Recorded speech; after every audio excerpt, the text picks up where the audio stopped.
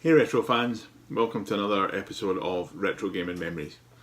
In this episode I'm going to continue looking at my Amstrad collection. If you check out one of my earlier videos, I started looking at my Amstrad collection. Part 1 was just the kind of single cassette type cases, budget games, that kind of thing. So in this episode I'm going to be looking at sort of dual cases, the double cassette type cases, which were predominantly full price releases and compilations, that kind of thing. So as per usual, I've got the games off to the side here. So we'll get stuck in, same format as the last video. We'll just have a look and see what we've got. So first up is Jet Bike Simulator. This was brand new when I bought it. It's got stickers and all sorts in it. I had this back in the day, and this was one of the budget releases. Oh, look, it's got a poster and everything. It has got a sticker in there somewhere. But anyway, that's not a good start to start waffling nonsense. Yeah, this was a Codemasters release. It was a sort of premium budget release almost. Codemasters Plus, that's what they called it. Yeah. Get the glare out the road. And these were $4.99, but they were still great value. You know, it was like 2 versions. There's a big list of stuff down there. But basically, there was Jet Bike Simulator, the budget release that was $2.99, and then they released that, which had extra courses, waterways, tracks, whatever you want to call it, and a few extra features and things. So yeah, I had that back in the day. It was great fun, and there was a seller on eBay had some sort of new old stock, so I got that, and it was all sealed and still had the sticker and the poster and all that kind of stuff in it. So I had to kind of buy that, didn't I? It was a nice little bit of nostalgia. Okay. Anyway, moving swiftly on. A bit of an oddity here, because if you watched any of my previous videos, you'll know that I'm not really into sports. Excuse me. But despite that, I had to buy this. Now, I've had this for years. When I started buying my Amstrad collection again, when I started collecting for it, this one I had huge nostalgia for. And I've not played it for years. I don't remember that much about it, apart from it being quite impressive back in the day. And basically, I've got this because I used to be in the Home Computer Club. And the Home Computer Club used to, if you didn't order anything in time, they used to send you the Editor's Choice, which was usually either terrible or very expensive. And this was Editor's Choice one month. So out it came, and it had American football, basketball and baseball. Now, I quite liked American football when I was a kid. I think everybody my age in the 80s liked American football. It was just the done thing. American football and ninjas was pretty much what you liked. Because America seemed so cool when we were young, you know. Now Britain's turned into little America. Anyway, enough of that. So the sports pack is a great little pack, and like I say, I had big nostalgia for it. So had to pick it up when I when I started collecting for my Amstrad again, and it's very common, thankfully. But it's complete with all the kind of pamphlets. The pamphlets were different colours depending on what game you were playing. And it's quite in depth for what I remember. It's not a bad little simulation, but yeah, mad pack to have. It's a bit like owning the Cascade Cassette 50.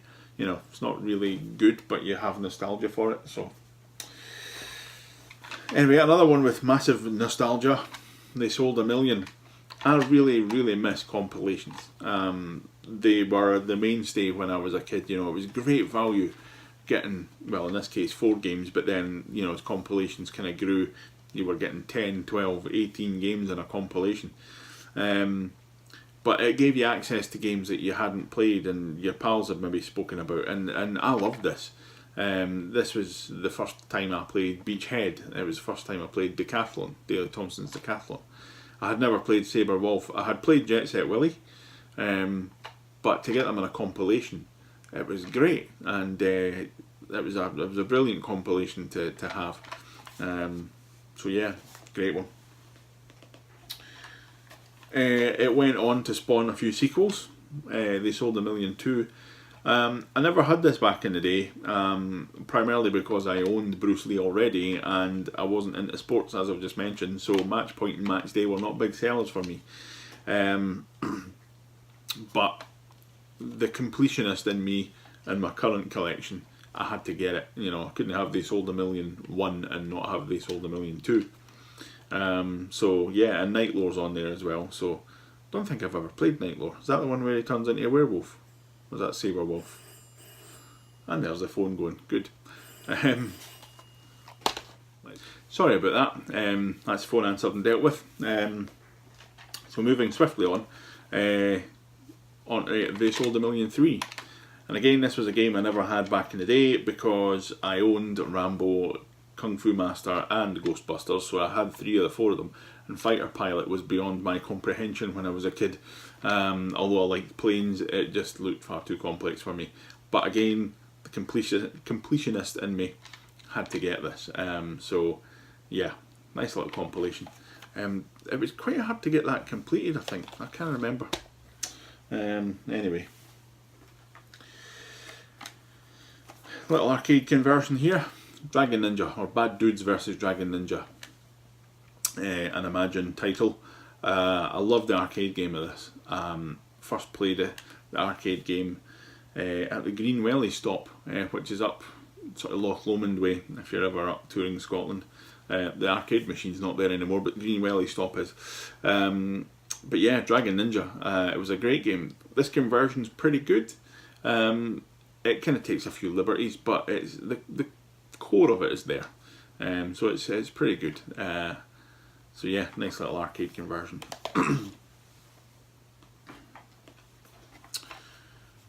Renegade 3.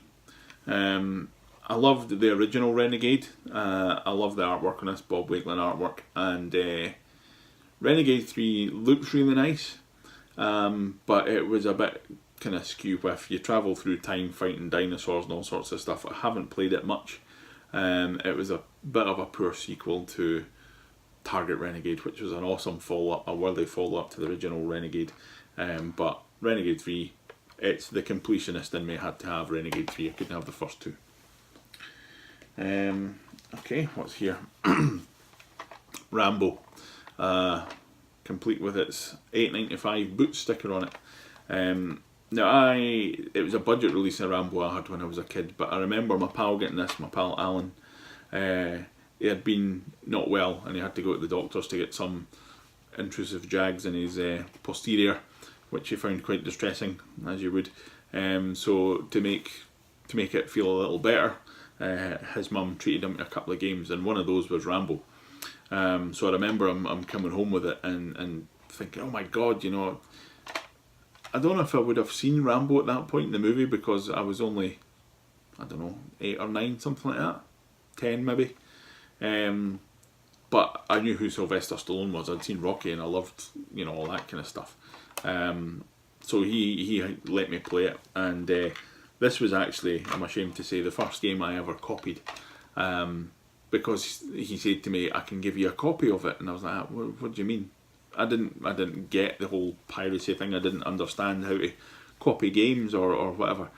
But his sister had a hi-fi with double tape deck in it. He said, just bring a blank tape over. So I brought a blank tape over and he gave me a copy of Rambo and a couple of other ones. I can't remember what they were, but I just remember him showing me how to copy the tapes, how to pirate games. So that was a bit of a slippery slope, unfortunately, but I've hopefully made amends for it now. But yeah, I did actually end up buying this on its budget re-release because I like to have the original thing. So even though I had a pirate copy of it, I did buy it. Next up, the original Renegade. Again with its boots, $8.95 sticker. Usually I peel all the price stickers off my games when I get them, but there's something quite nice and very retro about having a boot sticker on it.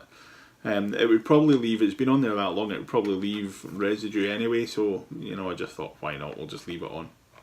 Now I didn't have this version of Renegade when I was a kid. I had it in the is it the Tato arcade collections or We Are the Champions, I can't remember which one it was that had it first, but it was a compilation that I had it in. But what a game this was. It looked beautiful on the Amstrad. It was spectacular, played beautifully, the music in it was great, the graphics in it were great, and it was just such a good beat 'em up. It's based on an arcade game that I don't think it ever made it to the kind of UK shores. It was a Japanese arcade game, and they changed the sprites and stuff for the game to make it a bit more kind of Western looking. But yeah, what a great game. Loved Renegade. People complained about the control scheme because you had separate buttons that tried to emulate the arcade feel. So if you had a joystick, you had to use the joystick for movement, but I think it was the small enter key, the dot and the zero, I think it was for punch, kick and jump. So it had like arcade buttons, and some people didn't really like that control scheme. Once you got used to it, it was really good. But some people kind of gave it lower reviews for it, but I really liked it. Jurel Big 4, I think this is volume 1. Some cracking games: Combat Links, Critical Mass, Saboteur. That was the reason I bought it, was for Saboteur. I hadn't really played any of the other games back in the day, but Saboteur was brilliant. My pal had it, and he had let me play it. And again, it's ninjas, and it's ninjas with guns. You know, it's just everything you want. I never really played the other games much. I think I played a bit of Critical Mass because it's a bit of a sort of shooter. But yeah, its sequel was the one that I really loved, which I've got here. I'll show you in a second. But again, compilations, love it. Its sequel, the Jurel Big 4 Volume 2. This was one that I had got from the Home Computer Club, and I really liked it. It had Saboteur 2. Saboteur? I was getting very posh there. Saboteur 2. Which again, you know, sequel to a great game, ninjas and all sorts more of the same. Loved it. Deep Strike, I didn't really know much about, but it turns out to be a cracking little game. Sigma 7 was a great little sort of isometric shooter, kind of a la Zaxxon a little bit, but it was great. Thanatos I'd never heard of, and when I loaded that up, I was addicted to it. I just absolutely loved it. The intro music, I would sit and listen to that, just let it play. The music in it is hauntingly beautiful. But the actual game itself is great. The animation of this huge dragon flying is beautiful. It looks as if it's kind of made up of about 6 sprites, the way it moves. But the animation is beautiful, and being able to kind of fly and toast people as you fly past them, or pick them up in your claws, or pick rocks up and drop them on people, which sounds horrible, but the animation is beautiful. And when you turn, it kind of sweeps towards the camera and turns. Oh, it's just such a beautiful game. It's a feat of programming. I've no idea who programmed it, but they deserve an award. I've not played it on any other systems, so I don't know what it's like, but on the Amstrad it is absolutely beautiful, and worth checking out. So from an absolutely beautiful game to a game that a lot of people don't like, Breakthrough. Again, an arcade conversion. This was a Home Computer Club number again. I think it was the editor's choice. I actually quite liked this. It got mixed reviews from what I remember. Some people didn't like it, I don't know why. But I actually did quite like it. So yeah, just driving, shooting stuff. What's not to like? ATF, Advanced Tactical Fighter.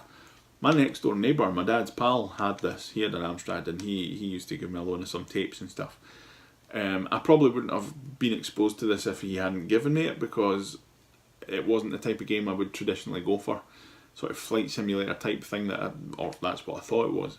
But it's a great little game, and I remember being absolutely impressed with this because the plane that you're flying, I was about to say driving, your ship, whatever it is, your plane, follows the contours of the ground. And if you're flying level, your shadow follows the contours of the ground, which I just thought was amazing when I was a kid. I just thought that's so realistic, it's ridiculous. Haven't actually played it that much. I should go back and play it now. I might actually understand how to play it. Next up is Road Blasters. Now, I'm lucky that I've got, you can see over there, I've got my arcade cabinet. So arcade conversions, unless I've got huge nostalgia for them, are kind of few and far between, because let's face it, the 8-bit machines couldn't really do arcade conversions properly. But Road Blasters on the Amstrad was a brilliant conversion. Absolutely loved it. And it's a real shame when you consider like Outrun was a complete turd on the Amstrad. I think it was across the board actually. The Spectrum version might be alright, can't quite remember, but this is how you do a driving game, or certainly it was until Chase HQ, which I'll get to later on. But thanks. Stuff falling off my shelf there.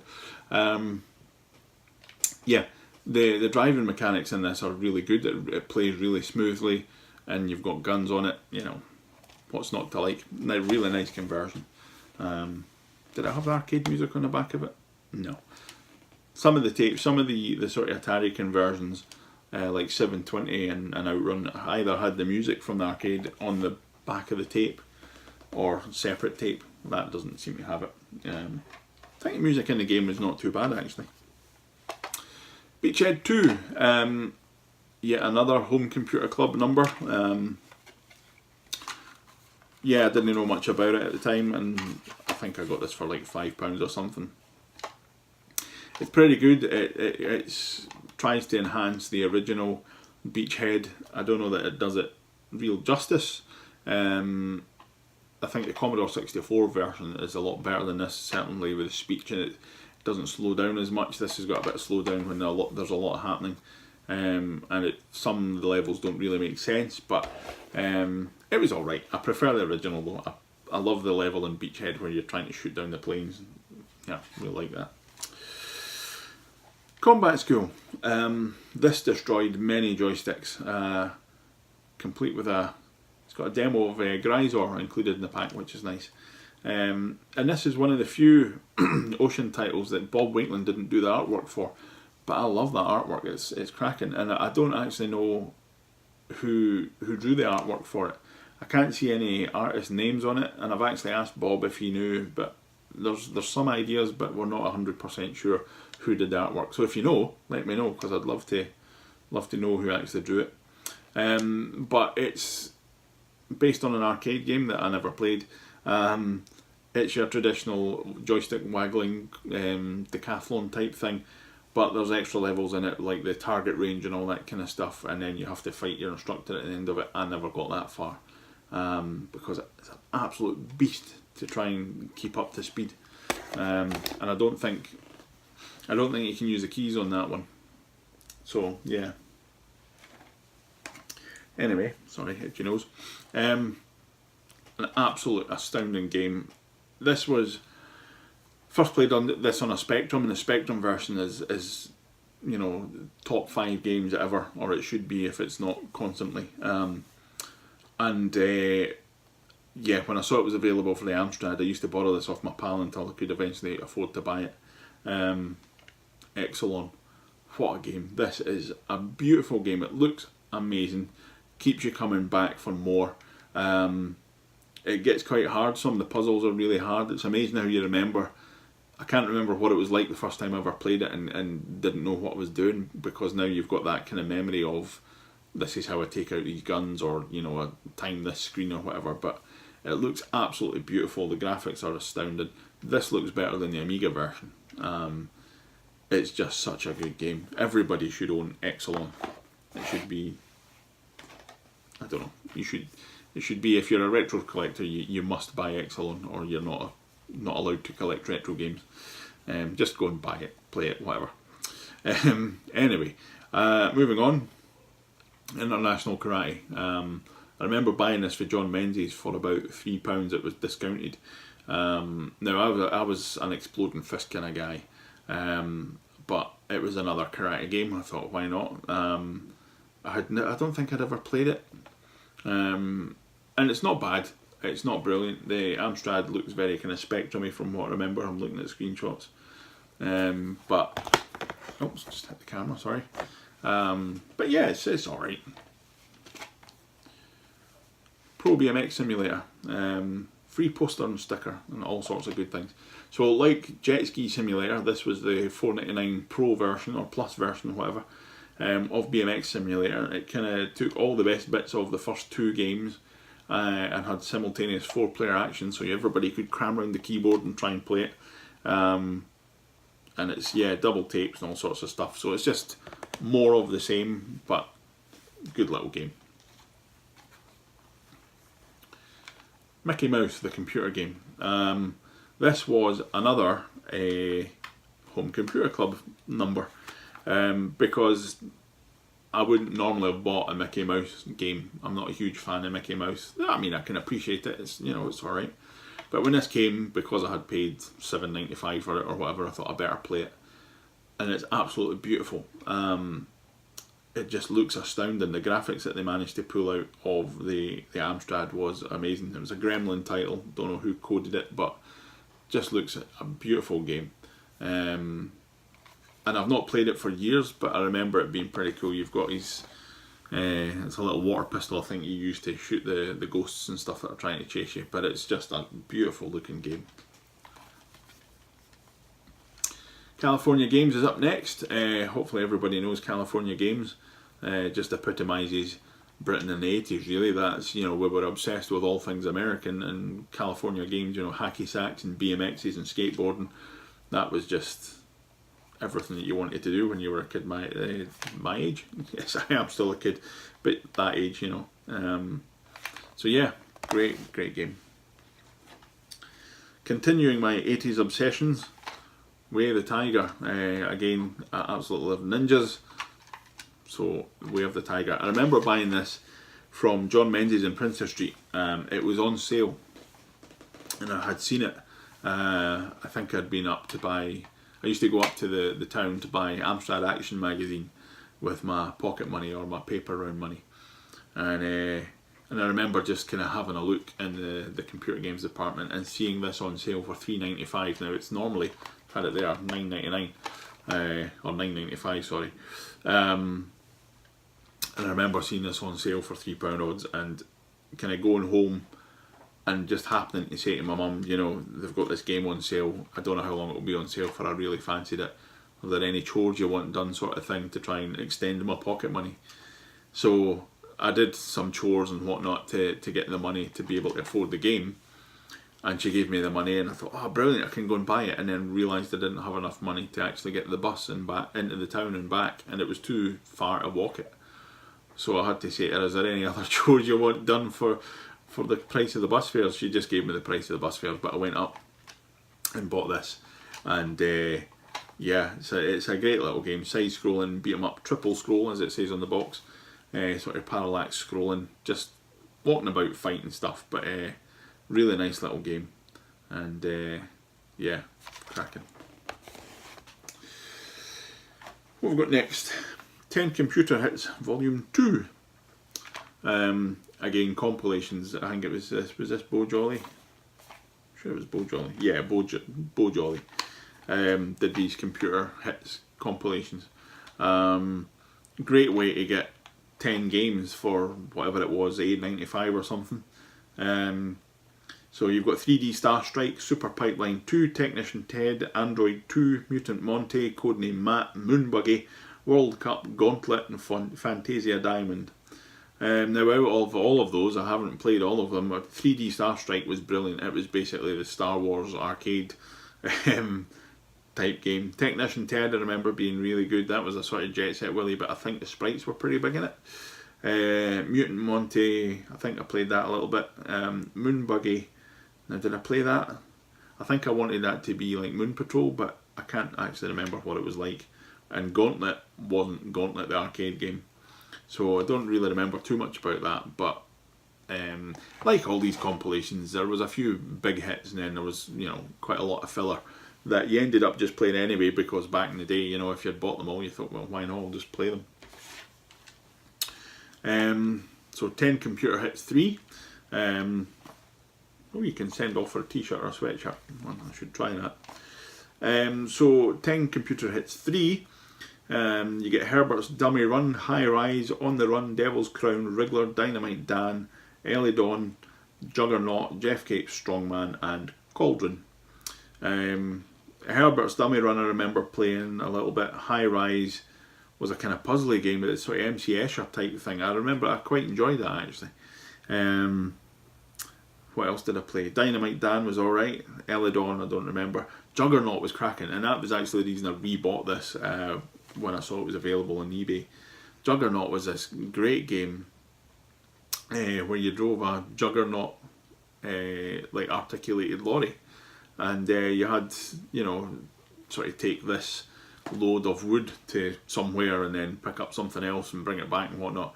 But the driving of the Juggernaut was realistic, in that, you know, if your cab started to turn, you could jackknife your lorry and all that kind of stuff. You had to really think about taking a wide berth round corners and things like that, or you would damage your truck and you could eventually break your truck and all that kind of stuff. So it was great fun. I really liked that game. Jeff Cape Strongman I never really played, and Cauldron, I think everybody played Cauldron. It looked great. I had that separately apart for the compilation. But yeah, again, so some no bad games. It's usually about 50-50 with these things. Next up is one of my all-time favourite games ever on anything ever. And that is Operation Wolf on the Amstrad, signed by Bob Wakeland there. Yeah, I remember going to get this. We always used to go out, my mum, dad and I always used to go out on Christmas Eve, and we were up this little place. We used to go out for lunch, and if you're from Edinburgh, it was Leisureland up the Forth Bridges, up George Forth Bridge. No, it wasn't. It was just up the bridges. Always get them confused. Anyway, it was Leisureland Arcade, and I had a chicken curry for my lunch, chicken curry and chips. I always remember that for some reason. And we'd been playing the arcades and all that kind of stuff, and it was probably about 3 o'clock in the afternoon on Christmas Eve, and my mum said to me, there's £10 and we can get yourself a game for Christmas.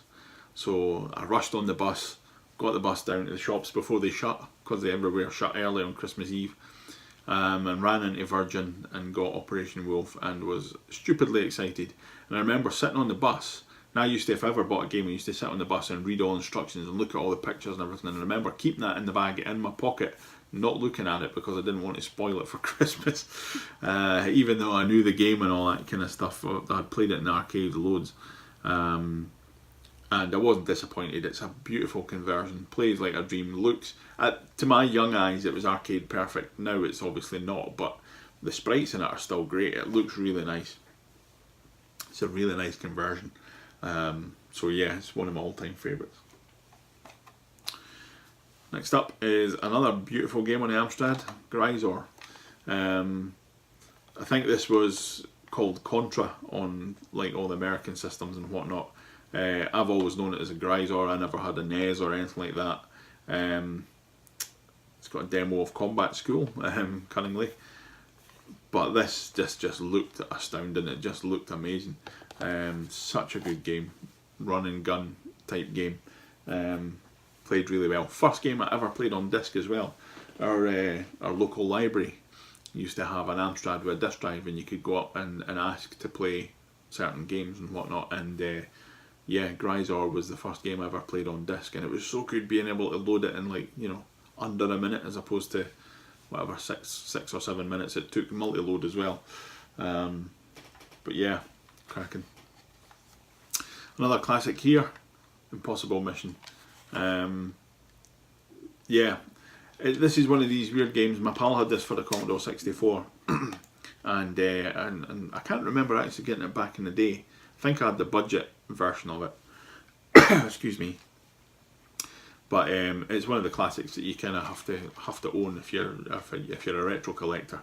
I absolutely suck at it. I'm terrible at it, but it's really nice having the wee guy running about and doing his somersaults. The Amstrad version doesn't have the speech, the classic speech of the Commodore 64. You know, with Elvin Attenbender saying that we have a visitor, stay a while and stay forever, and all that creepy stuff. The Amstrad doesn't have that, unfortunately, but it's still a good conversion. Next up is another Epix. Was that Epix? Aye, that was Epix that did that. Another Epix title, and that is Winter Games. This was another home computer club purchase. Again, strange one because I'm not really into sports, but I played that a lot. It was really good once you got used to how the kind of the biathlon skiing and all that kind of stuff went, and I loved the target shooting. I've always loved sort of target type games. I've always been quite a good shot at like fairs and all that kind of stuff, even though now I'm kind of half blind and need to wear glasses to look at computers and stuff. I was still a pretty good shot with guns, which doesn't make me sound like a psycho at all, does it? But yeah, even in these kind of arcade games and stuff, winter games and stuff, I was always quite good at the whole timing thing of it. So great set of games.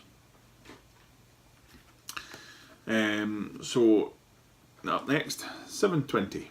And this has got the original arcade music on the B side of the tape. Never played this in arcade, but it was a skateboarding game, and I loved skateboarding when I was a kid, even though I was terrible at that as well, but you know, I loved it. So this looked pretty good, and it's a nice conversion actually. It's not too bad. I don't think it was too bad. It wasn't a Spectrum clone, as a lot of these things were. I think it was pretty good. It's been years since I've played it, but I remember it being a pretty good conversion. Again, I sucked at it because I didn't really know what to do, but you know, still had fun trying to do stuff. And lastly, for this video is the sequel to Renegade. That is Target Renegade, and this is signed by, get that name, Bob Wakeland and Simon Butler. Bob Wakeland did the cover art, and Simon Butler did the graphics. I think he might have designed the game as well. I can't actually remember. I think he might have designed it. But Target Renegade, it was an original follow-up, an original title to Renegade, and it was just fantastic. Jumping and flying, kicking guys off of bikes and all sorts of stuff. So it just took more of the same but added new elements into it, but it was such a good game. I seem to remember, I think that might have scrolled as well, because the first Renegade was kind of static screen. When you got to the edge of the screen, it flipped and gave you a new screen. I'm pretty sure Target Renegade scrolls, I can't quite remember, but it was such a good game. Anyway, that's going to do it for this section, for this part of the clamshell games. Jewel cases, not clamshells. Clamshells is coming in part 3. So in part 3 we're going to look at clamshell type games and the kind of cardboard box bigger releases. So I hope you've enjoyed this little nostalgia trip, and you know, as usual, maybe kind of giving you a few titles you'd forgotten about, or just thought I need to go and play that, or whatever. Anyway, I hope you enjoyed this, and please check out part 1 if you haven't already, and stay tuned for part 3, which will be coming soon. And as ever, thanks for watching. Like, comment, subscribe, all that good stuff, and I'll see you next time.